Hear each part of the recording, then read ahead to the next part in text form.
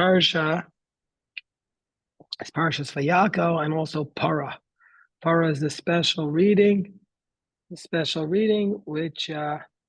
which takes place on as we come to close to the holiday of Pesach, and God willing, we'll deal with that on Wednesday. We're going to on Wednesday we'll go over the special reading of Para. We'll review it. But today I wanted to go over Parshas Vayakhel, but really I just wanted to go over the first three verses of Parshas Vayakhel, just the first three verses. And I'll read them with you in a moment, and we'll just briefly review the Rashi, and then we'll do some of the explanations of the commentaries of the early modern commentaries on these three verses. The first three verses are almost disconnected from the rest of the portion, because the rest of the portion is basically a repetition of what we learned in Teruma, Tetzav, and Kisisa about the building of the Mishkan, and this is the execution of that project. So it's almost like the whole portion is almost, in a certain sense, repetitive. So that's the question: why do we have it? And that's something that hopefully we'll address in some of the interpretations today.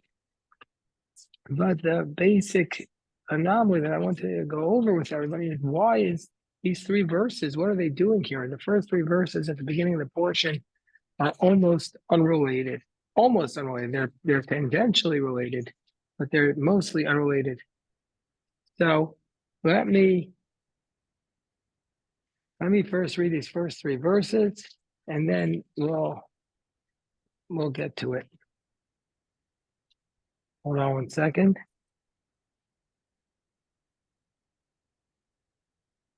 Okay. So chapter 35 of Exodus, verses 1 through 3. Vayakhel Moshe es kol hadas b'nei Israel. Moshe gathered all the community of Israel. Vayomer aleim elu advarim asher tziva Hashem lasot otam. He said, these are the things which God commanded to be done. All of a sudden, sheishes yamim ta'aseh melacha. 6 days you shall do work. 6 days you shall do work. Vayom hashvi'i elachem kodesh shabbat shabbason Hashem kol hasevo melacha yumas. 6 days you shall do work, and on the seventh day you'll be holy to God. Whoever does work shall die. You shall not gather, you shall not make a fire in all your dwelling places on the day of the Shabbos. It's almost completely unconnected. We're talking about the Mishkan, and all of a sudden we're talking about Shabbos. It's like, what is the price? What does it have to do with the price of tea in China? So there's first of all, let's go in order. But first, let's just review Rashi, because we can't get into the more off the beaten track commentaries until we review Rashi. Rashi is how we read every verse of the Torah first, and then we go into the other commentaries. So first of all, Rashi says, what day did Moshe gather the children of Israel? So Rashi says that gathering took place on the day after Yom Kippur. Moshe came down from the mountain. Moshe went up the mountain how many times? He went up the mountain 3 times, each time for 40 days and 40 nights. The first time he went up on Shavuot, he came down on the 17th of Tammuz. And when he came down, what did he see? He saw them worshiping the golden calf, last week's portion. When he saw them, he broke the tablets. Very next day, he went up again on the 18th. He comes down 40 days later on the 29th of Av. And what happened during those 40 days? The Jewish people were partially forgiven. He staved off a complete destruction of the people. Then he comes down, was a partial forgiveness, and God says, go up the next day and bring stones and carve for yourself tablets. And he goes up another 40 days. He goes up on Rosh Chodesh Elul. And when he comes down, what day is it? It's Yom Kippur. And that's where the Jewish people celebrated a total redemption. This day of Yom Kippur They celebrated that first Yom Kippur after the redemption. But then the very next day, Moshe says, okay, time to get to work. We're now completely forgiven, and we have to build this Mishkan. So that's the chronology. That's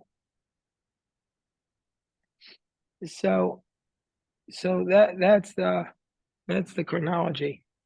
What's the relationship between Shabbos and the Mishkan? All of a sudden, before we get into the actual building of the Mishkan, Hashem tells us about the mitzvah of Shabbos, which we already know.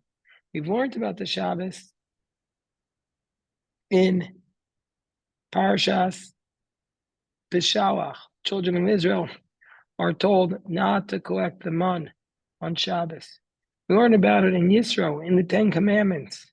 We learned about it in last week's parasha as part of the festivals, Kisisa. All of a sudden, we're told about the Shabbos again, right before the Mishkan. What's the relationship? So Rashi says the relationship, based upon the Gemara in Shabbos 88a, Rashi says it's to tell us that the commandment of Shabbos does not override, that the commandment to build a Mishkan does not override the Shabbos, i.e., that you're not allowed to build a Mishkan on Shabbos. That's what Rashi says. And in fact, so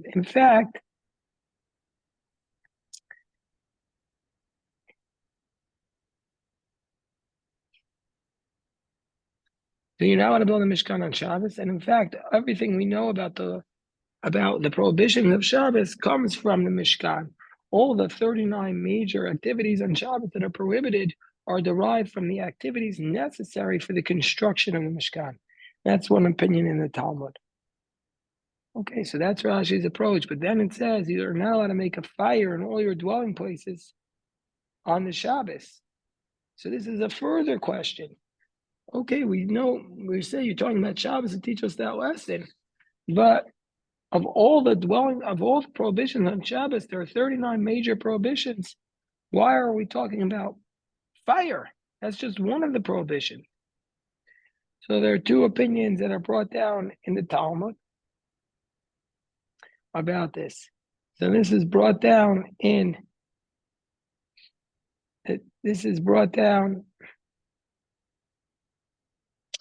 several places in the Shas. We actually had it recently in Sanhedrin 35b, that there's two opinions. One is it's to tell us why is fire singled out. It's just to give us an example. Is to give us an example that first approach is to tell us that fire is different from all the other prohibitions. All the other prohibitions, if one violates them, one is the violation of a capital punishment, a capital offense. But fire on Shabbos is slightly less. It's just a prohibition of lashes. That's the first approach. And there's a second approach, which is to tell us that it's to tell us that each one of the prohibitions of Shabbos is its own distinct prohibition. So if you do 39 acts from 39 different types of violations of the Shabbos, you're not liable once for one accidental sin offering if you did it without realizing it was Shabbos, but you're going to be liable for 39 separate sin offerings. So before we get to the different commentaries, I thought of my own commentary. I thought of two commentaries to add to this. Number one is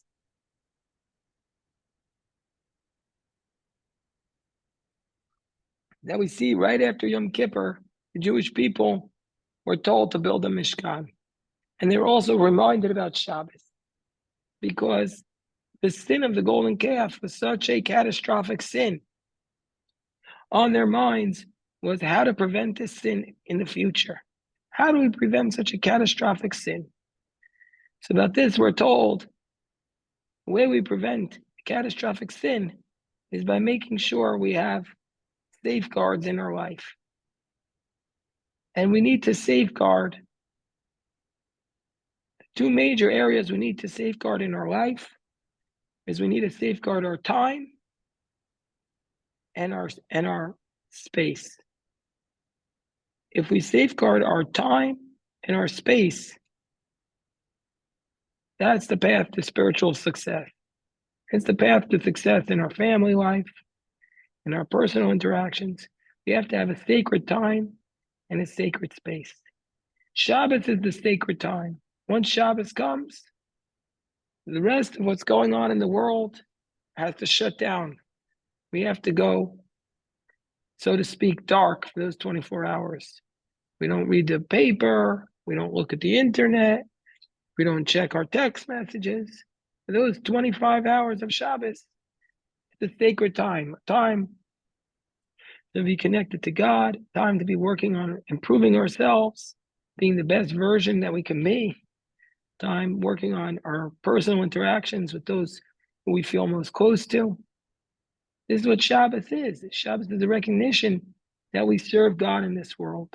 So if we want to have a chance of spiritual success, we need to have sacred time. On a basic level, we need to set time like that every day. Every day we set aside sacred time for prayer in the morning, in the afternoon, in the evening, but it's not enough. So what Shabbos is it's a whole day. That also is not enough. That's why we have sometimes where it's a whole week, as are the festivals. But this is the value of the sacred time. But sacred time in and of itself is also not enough. That's what the idea here is of the Mishkan. The sacred time of the Mishkan is not enough. The sacred time of Shabbos is not enough. We also need a sacred space. We need to be able to have a place we go to. That's a place where we physically can connect with God with greater clarity. That's what the Mishkan is. That's the value of a sacred space. A sacred space. And that's what the idea is, the connection between Shabbos and Yom Kippur is this reminder that in order to have success in our life, we need both to know how to properly use our space and our time. So that's the idea that's one idea that I had about this connection. The second idea I had about this connection was the power of fire. That you know how to make a fire on Shabbos. You know how to kindle a fire on Shabbos. Why not? Why not? This is just me talking. Me talking. I'm not saying that this is anything other than a symbolic idea. And I'm going to tell you this. I'm going to tell you this story. I'm going to tell you this. It's because on Shabbos, we have to bring our own fire. Our own fire. That's the fire of Shabbos. We can't get the fire. We can't get the fire externally. The fire has to come from the Torah, from Shabbos. Don't try to always, make a fire on Shabbos. The Shabbos itself should be the fire. That's what we have to remind ourselves, to have the fire of Shabbos. I want to tell you a story also that I heard from my son on Shabbos. Hold on, let me just tell you one story. Just give me 1 second.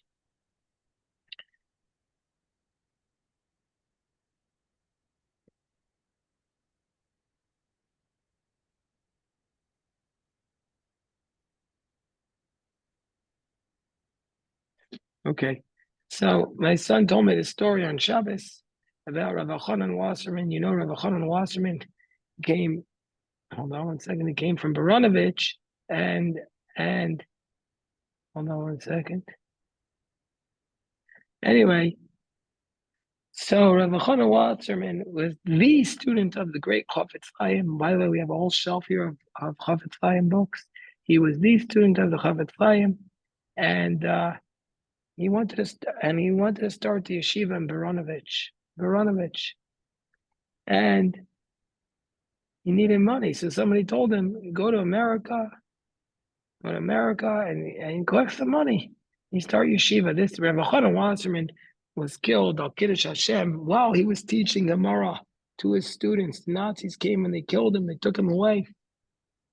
And he said to his students, you finish the Shas. You finish for all of us. But this was happened a few years before. I don't know exactly when in the 1900s this story occurred. But anyway, Rav Chanan Wasserman Rabbi Chana Wasserman had to go to America. Can you imagine when it's such a tzaddik had to leave Eastern Europe to go to America to collect money? But he said he's going to do it to start the yeshiva. So he comes to America, and somebody says to him, Baranovich, go, you got to raise money. Go to this man. He owns a buttons factory. And he's from Baranovich. He'll help you because he's from Baranovich. And Rahana Wasser goes up to the man. He shows up at his factory, and he says, "Can I meet with the boss?" And he said, "Oh no, he's very busy. He doesn't have time to just meet with people to show up." He says, "Tell him I'm from Baranovich." So they said, "Baranovich? Let's go tell him." So the secretary goes back. She tells the owner, says, "You have a man." He says, "From Baranovich." The guy comes running out. "You're from Baranovich?" "My landsman, of course." He gives him a big hug. And he says, "What can I do for you, my fellow Baranovichian?" So Rechana Wasserman says to him, "Do you have a button for me? I need a button." He says, "In my jacket, I need a button." The guy says, "You want a button? I'll give you a button." He says, "I got big buttons, I got small buttons, I got shiny buttons, I got flat buttons, I got large buttons. Whatever kind of button you want, I'll give you a button. Let's go get you a button." And they take Rechana Wasserman and they give him a button, and the guy says, "Is that what you came for? You came for a button? Why'd you really come?" And Rechana Wasserman says, "Yeah, I came for a button." The guy says, "You don't make any sense to me, Rabbi. You traveled from Baranovich. It had to take you at least 6 weeks to get here. By the time you got to the port, took the boat, came to my factory, it must have taken you 6 weeks to get here. And all you want is a button? I don't understand you. What kind of man are you? You traveled 6 weeks for a button, and now you have to go back, and all you got was a button? Doesn't make sense to me." So Rabbi Chana Wasserman says to him, You're asking on me? I ask on you. Your whole life is buttons. All day long, it's buttons, buttons, buttons. All you do is buttons, buttons, buttons. My life is Torah. I question you. Why is your life just buttons? What about the Torah in your life? And the man was so moved by that. He said, "Oh my gosh, please stay." He begged him to stay and study Torah with him. So they studied a little bit of Torah, but then he came and he helped Rabbi Chana Wasserman build the yeshiva of Ole Baranovich. But the point is that our life can't just be about buttons. Our life has to be this sacred time, this sacred space to give meaning and power to our lives. So that's the idea. Anyway, the story my son told me. So this is the idea that we're setting the stage. They're gathering the day after Yom Kippur, and Moshe is telling us to avoid the golden calf in our lives. We need the power of Shabbos, and we need the power of the golden calf, and we need the power of the sacred space and the sacred time. But then we'll pause. So this idea that you're not going to make fire on Shabbos, I said, is because the Shabbos is supposed to be the fire. I saw this in the Yitav Wave. He says as follows. He says, "On the seventh day shall be holy for you, Shabbos, Shabboson." The Olam, he says, the divine presence never, the divine presence never departed on Shabbos and Yom Tov from the Jewish people. Meaning to say, the divine presence is there. So on Shabbos, we don't need the fire. We don't need the external fire. We don't need it. We have it. The divine presence promises us will never leave. So says the Chozami Lublin. The Chozami Lublin is a direct descendant of Rebbe Melech. Says, what's the connection here? It says, these are the things that Hashem commands you to do. And then it says, 6 days you shall do work, and on the seventh day will be holy. Right away, it says, these are the things they have to do. We're expecting the whole Torah. And then all we're told about is the Shabbos. Why? Because it's through the Shabbos a person can keep the whole Torah. And the famous phrase is, more than the Bnei Yisrael kept the Shabbos kept the Bnei Yisrael. The Shabbos is the essence. The Shabbos is what makes us the Jewish people. And when we boil it down, Shabbos is the essence of what it means to be a Jew. To live the Shabbos the right way, that'll impact our whole week. The energy of that Shabbos will come the whole week. And so this is the idea of why right afterwards, right after it says this is what you have to do, all it talks about is this Shabbos. So one of the questions is, when we think about the Shabbos, there's so many questions here. How come in the Ten Commandments it says Shabbos is for Hashem your God, but here it says on the Shabbos will be for you holy? Is the Shabbos for God or is the Shabbos for us? So the Beit Yosef, Rabbi Yosef Karo, cites the Jerusalem Talmud. He says that there's a distinction between Torah scholars who study the whole week and during the week, they don't have the physical delights that they need to fulfill on Shabbos for ourselves. Meaning to say, if there's somebody who's a Torah scholar the whole week, he doesn't spend his time feasting and celebrating because he's busy studying Torah, then on Shabbos, they have to make sure to delight in food and drink.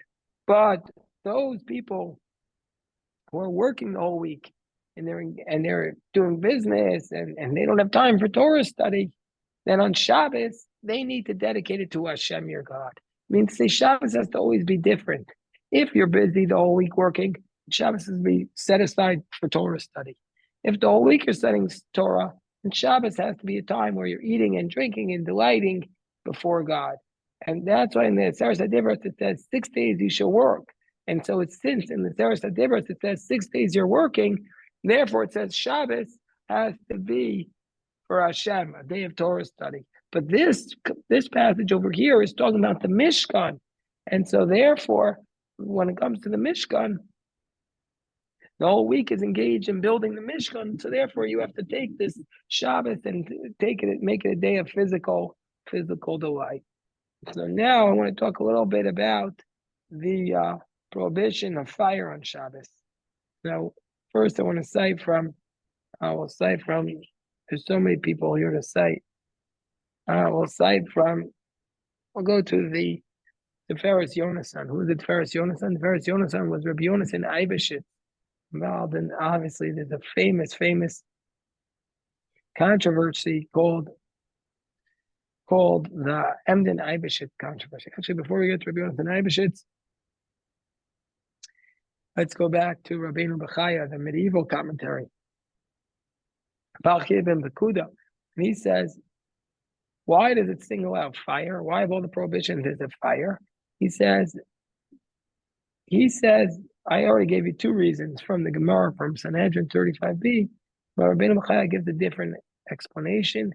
He says it's because all of the activities, fire is basically the catch-all category, which every other category is included within. How so? He says, because we know that most activities that a person does happen through fire. Fire is one of the root causes. That's what his principle is. And so therefore, why do we do on Shabbos? Well, when Shabbos ends, what's the first thing we do? We do the Havdalah on the fire, because that was the first activity that was done by Adam after the Shabbos. He lit the fire. So fire symbolizes all work. So therefore, he says this is his theory why fire was prohibited. The Tiferes Yonasan gives a different explanation. He says the first commandments, in the first set of commandments, it says the reason for Shabbos, why? It says to remind us of the creation. Because 6 days Hashem did the heaven and the earth, and he rested on the 7th day. But, he's so clever, we know when God rested on the 7th day, that included all activities except for fire. Because when was fire created? Fire was created, according to the Talmud, only at the conclusion of Shabbos. Adam lit a fire. There was no fire at all prior to Adam creating that fire. And so therefore, when God rested on the 7th day, he wasn't resting from fire because fire wasn't created. So therefore, it's also like God didn't rest from electricity because electricity wasn't created. God didn't rest from the internet. The internet wasn't created. So God didn't rest from fire because the fire wasn't created. So therefore, a person might think that fire is permitted. So after the second tablets, this is now taking place after the second tablets are given. The Torah is warning us again that Shabbos is not just about the exodus from the beginning of the world, the creation of the world. It's also about the exodus from Egypt. And so therefore it includes within it the prohibition of fire. So, okay.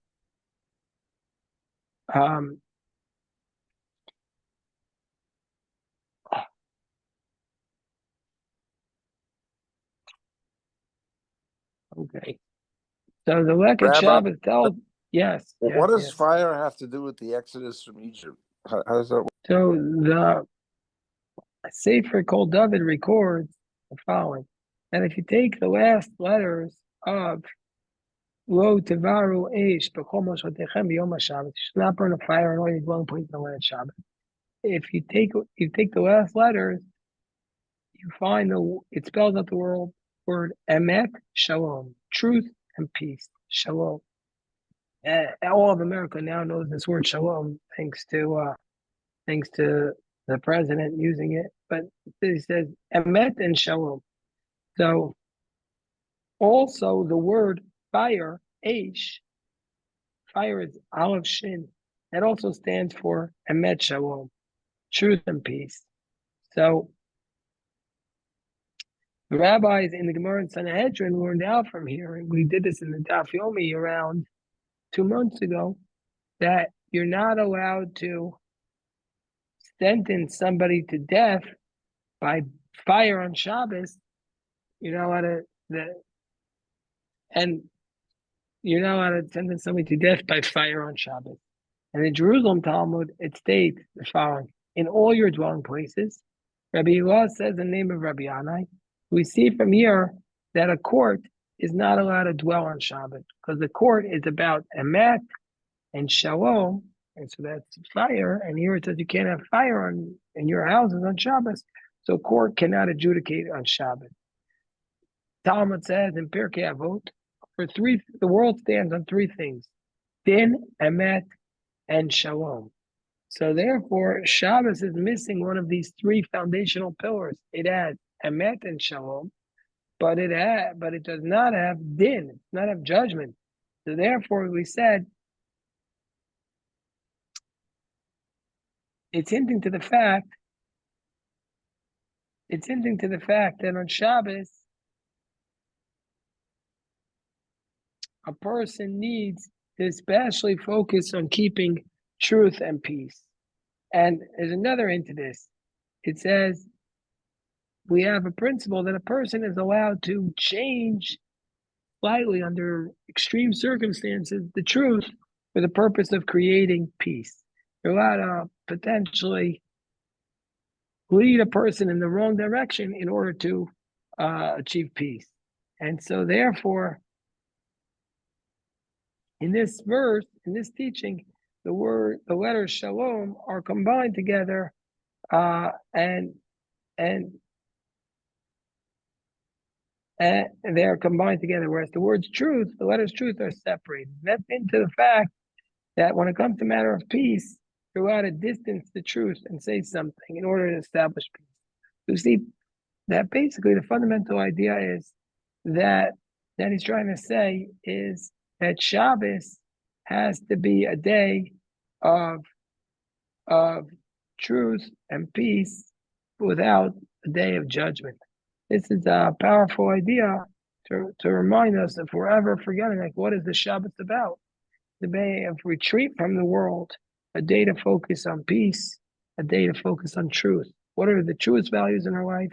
What are the values we're looking for to bring peace? And really, if a person can incorporate one spiritual practice into their life, become better people, it should without question be the Shabbos. It should without question be the Shabbos. A person who doesn't have the Shabbos, a Jew who doesn't have the Shabbos, will have a very, very difficult time being centered spiritually, being centered. And whenever I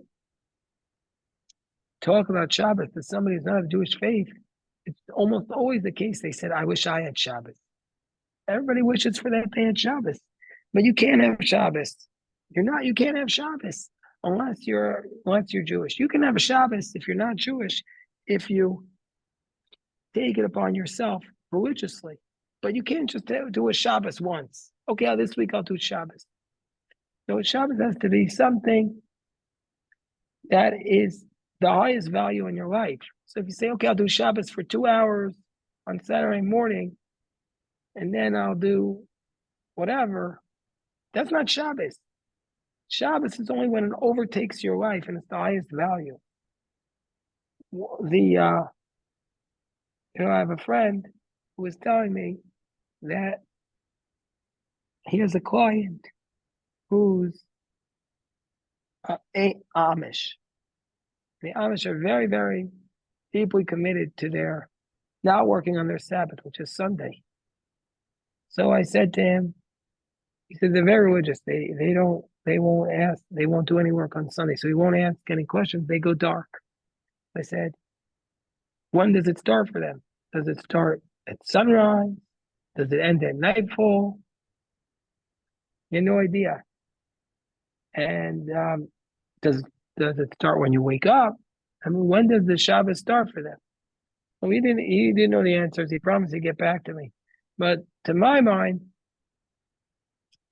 Shabbos only works if it is your value at all times. Can't work to say I'll try just a Friday night dinner, but it's not Shabbos. Then you're saying my life takes more precedence over the Shabbos. It's only if the Shabbos comes first, the center of our life, then we can have the full spiritual power of the Shabbos. So again, do not make a fire on Shabbos. Why? Because the Shabbos has to be the fire in our lives. And if the Shabbos is the fire in our lives, if we have that sacred time, we combine it with sacred space, I promise you, we'll come to a place of tremendous spiritual power and spiritual strength. I don't want to stop here. If anybody has any questions, I'm happy to address.